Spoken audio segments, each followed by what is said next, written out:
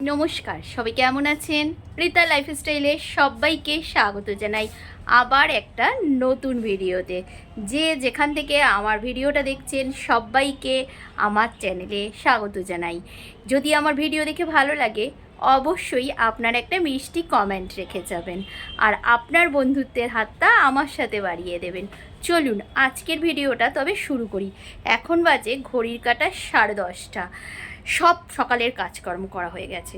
সকালবেলা উঠেই আগে চা খাওয়ার পরে চিয়া সিডটা খেয়ে নিয়েছি। আমি আগেই চিয়া সিড খাই না, আগে চা খাই, তারপরে 1 ঘন্টা বাদে হলো চিয়া সিডটা খাই। চিয়া সিডটা খেয়ে নিয়েছি। এখন 10:30 বাজে। সব কাজকর্ম করে ঘরের সমস্ত কাজ করে ঠোরে এখন আসলাম ঘরে, একটু বসবো, তারপরে রান্নাঘরে যাব। তাই জন্য এখন থেকে ভিডিওটা শুরু করলাম। চলুন এখন একটুখানি ড্রাই ফ্রুটস নিয়ে এসেছি, সেটাকে খেয়ে নেবো, সেটাই দেখাই। চলুন কি কি ভিজিয়ে রেখেছিলাম, এগুলো রাতে ভিজিয়ে রাখি, সকালবেলা অল্প কিছু করে খেয়ে নিই। প্রত্যেক দিন হয়তো খাওয়া হয় না, এক এক দিন এক একটা কিছু খাই, ফল খাই, বা অন্য দিন এক এক দিন এক একটা। চলুন আজকের কি ব্রেকফাস্টে কী কী রেখেছি সেটা দেখাই। এটা হলো আমার ব্রেকফাস্ট। এই যে কী কী রেখেছি বলুন তো, একটু খেজুর নিয়েছি, আমন্ড নিয়েছি, আর সব রকম এগুলো ড্রাই ফ্রুটসগুলোর প্যাকেটই আনা হয়েছে। ওর মধ্যে যা যা ছিল, কী সব বিচি ফিচি আছে দেখলাম। এই দেখুন, এগুলো কিসের বিচি আমি জানি না বাবা। এই যে কোথায় গেল, এই যে কী জানি না, এগুলো খেতে ভালো হয়। এগুলো তো কালো কিশমিশ বুঝতেই পারছি, খেজুর আছে, আমলকি আছে, সব কিছু আছে। এইগুলো এখন এইটুকু খেয়ে নেবো। আর এইটা হলো ছেলেকে দিয়েছি, কাজু বাদাম আর আমন্ড। ওকে তো এইসব দিলে ও খাবে না, এখন ওকে এইটা দিয়ে দেবো আর আমি এইটা খেয়ে নেবো। চলুন চলুন খেয়ে দিয়ে নিয়ে তারপরে যাব রান্নাঘরে। মোটামুটি সব কাজকর্মগুলোই করে নিয়েছি, এখন শুধু রান্না করতে হবে। আজ হলো শনিবার, কাল তো আবার শিবরাত্রি, তাই ভাবছি আজকে একটু নিরামিষই খাওয়া যাক।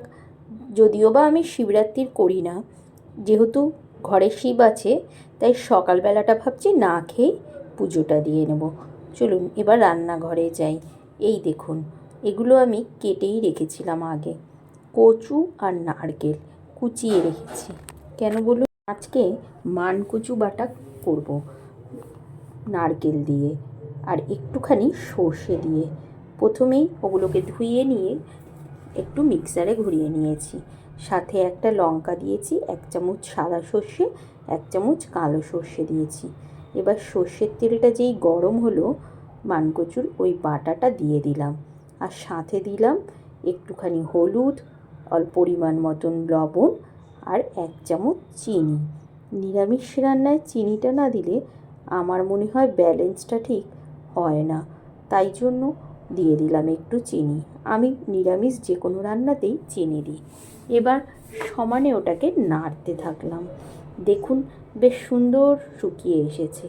এই কচু বাটা দিয়ে ভাত খেতে এত আমার ভালো লাগে, যে কোনো বাটাবুটি আমি খুব ভালো খাই। আর এই কচু বাটাটা ছেলে খুব ভালো খায়, মানকচু বাটা। ও খুব একটা সবজি খায় না, তার আগেই তো বলেছি, মাছ মাংসও খায় না, তা কিন্তু ওই কচু বাটাটা খুব ভালো খায়। আর এখন তো স্কুল যাচ্ছে না, বাড়িতেই আছে, তাই জন্য ওর বাবা এই সপ্তাহে বাজারে গিয়েছিল, কচু কিনে নিয়ে এসেছিল, সাথে ঘরে নারকেলও ছিল, তাই ভাবলাম একটু বেটে নিই। আর যেহেতু নিরামিষ, তাই জন্য এখানে একটুখানি পোস্ত দিয়ে আলু ভাজাও করে নিয়েছি। এবার খাওয়া দাওয়া করে একটু শুয়েছিলাম, কিন্তু শুয়ে থেকে দেখলাম শরীরটা খুব খারাপ হয়ে গিয়েছে। তারপর থেকে আর ভিডিও করতে পারিনি, জানেন তো। এটা হলো রবিবার সকালবেলার ভিডিও। শনিবার রাত্রিরে এতটাই শরীর খারাপ হয়েছিল যে কোনো কাজকর্মও করতে পারিনি, আর ভিডিও তো হয়নি। অবশ্যই বুঝতেই পারছেন সেটা। রবিবার, আজ হলো শিবরাত্রির, তাই ভাবলাম সকালবেলা উঠেই আগে বিছানাটা পরিষ্কার করে নিই, করে স্নান করে আগে পুজো দিয়ে আসি। বিছানার চাদরটা পাল্টাবো ভেবেছিলাম, তাই জন্য চাদরটাও পাল্টে নিলাম। ঘরে শিব আছে, একটু পুজো না দিলে হয় শিবরাত্রির দিন, তাই জন্য আমি সকালবেলা উঠেই স্নান টান করে চলে আসলাম ঠাকুর ঘরে। না খেয়েই পুজোটা দিয়ে নেব, তারপরে গিয়ে নিরামিষ খেয়ে নেব। শিবরাত্রির উপোসটা করি না, সামনেই তো নীলের উপোস আছে, তখন করব। ঠাকুর ঘরে এসে ঠাকুর ঘর মুছে বাসন ধুয়ে চলে আসলাম বাবা মহাদেবের পুজোটা আগে করতে। প্রথমেই বাবাকে একটু অভিষেক করিয়ে নিই দেখি। একটুখানি ভস্ম মাখিয়ে নিলাম আর সাথে ঘি আর মধু নিয়ে মাখিয়ে নিচ্ছি। আমি যেইভাবে আমার মহাদেবের পুজো করি সেই পুজোটাই আজ আমি আপনাদের সাথে শেয়ার করছি। এবার বাবা মহাদেবকে আমি দুধ দিয়ে অভিষেক করিয়ে নিলাম। এক একজন তো এক এক রকমভাবে পুজো করে, কিন্তু আমি যেইভাবে পুজো করি সেটাই আমি আপনাদের সাথে শেয়ার করছি। পাশেই রয়েছেন বাবার ত্রিশূল আর সাপ মহাদেব, তাদেরকেও আমি একটু দুধ দিয়ে স্নান করিয়ে তারপরে ভালো করে জল দিয়ে পরিষ্কার করে নিলাম। এবার চলুন বাবাকে ভালো করে মুছে পরিষ্কার করে নিই। আর এদিকে আমি পুজোর থালাটাও রেডি করে নিয়েছিলাম, আর সাইডে আমি প্রদীপ আর ধূপকাঠি ধরিয়েই বাবার অভিষেকটা শুরু করেছিলাম। চলুন এবার পঞ্চমৃত্যটা বানিয়ে নিই। ঘটির মধ্যে আমি দুধ দিয়ে নিয়েছিলাম আর সাথে দিয়ে নিলাম গোলাপ জল, একটু চিনি আর হলো সিদ্ধি পাতা আর একটু অগুরু। এই দিয়েই বাবার মাথায় আমি আজকে ঢালবো। চলুন এই যে বাবাকে পরিষ্কার করে সিংহাসনে বসিয়ে দিয়েছি। একটুখানি তিলক কেটে দিচ্ছি বাবাকে। শিব ঠাকুরটা আমার শাশুড়ির, অনেক পুরনো, জানেন তো।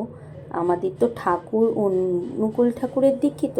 আমাদের ঠাকুর ঘরে শুধু ঠাকুর, বড় মা, বড়দা আর আচার্য দেবের বিগ্রহ আছে। আর আমার শাশুড়ি এই শিব ঠাকুরটা রেখেছিলেন। সেই শিব ঠাকুরটাতেই আমি পুজো করি যখন শিব ঠাকুরের পুজো করা হয়। আর নীলের উপোসে শ্রাবণ মাসে সব সময় তো আর মন্দিরে যাওয়া হয় না, তাই এই ঘরেই বাবা মহাদেবকে আমি যে এইভাবেই পুজো করে নিই। প্রথমেই তিলকটা কেটে দিলাম, তারপর বাবাকে 3টে বেলপাতা অর্পণ করলাম, সাথে দিলাম 5টা দুব্ব, তারপরে বাবার পছন্দের আকন্দের মালা, তারপরে হলো ওই যে নীলকণ্ঠ ফুল, সব দিয়ে বাবার সাজটা করালাম। আর কিছু কুচো ফুল দিয়ে বাবাকে চারিদিক থেকে আমি সাজিয়ে দিচ্ছি। যেই রকম আমার সাধ্যে কুলায় আমি ঠিক সেইভাবেই বাবার পুজো করলাম।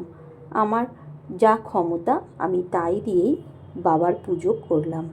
এবার কিছু কুচো ফুলও ছিল, সেই ফুলগুলো বাবার মাথায় আমি দিয়ে দিলাম।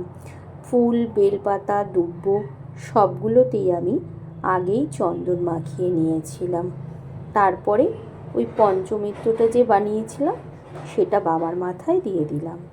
আর সবশেষে বাবার কাছে 5 রকম ফলে ছিল বেল, আপেল, আঙুর, কুল আর বেদানা অর্পণ করে পাশে রাখলাম। আর সাথে দিলাম, বলে মিষ্টি দিতে হয়, তাই জন্য একটু বাতাসা দিয়ে দিলাম।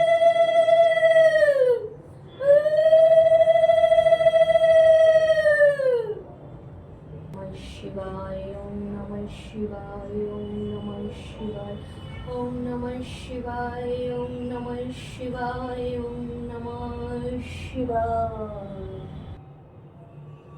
এইভাবেই আমি আমার বাবা মহাদেবের পুজোটা করে নিয়ে আরতি করে নিলাম। আর ভোগে দিয়েছিলাম ফল আর মিষ্টি। চলুন ঠাকুর পুজো আমার হয়ে গিয়েছে। এবার ঠাকুরকে নমস্কার করে একটু বাইরে গিয়ে দাঁড়াই। এই দেখুন বাবা মহাদেবকে কেমন দেখাচ্ছে। আমার পুজো আপনাদের কেমন লাগলো অবশ্যই কমেন্ট করবেন। আর বাবা তুমি সবাইকে তোমার সন্তানদের ভালো রেখো, সুস্থ রাখো। আজকের ভিডিও এখানেই শেষ করি।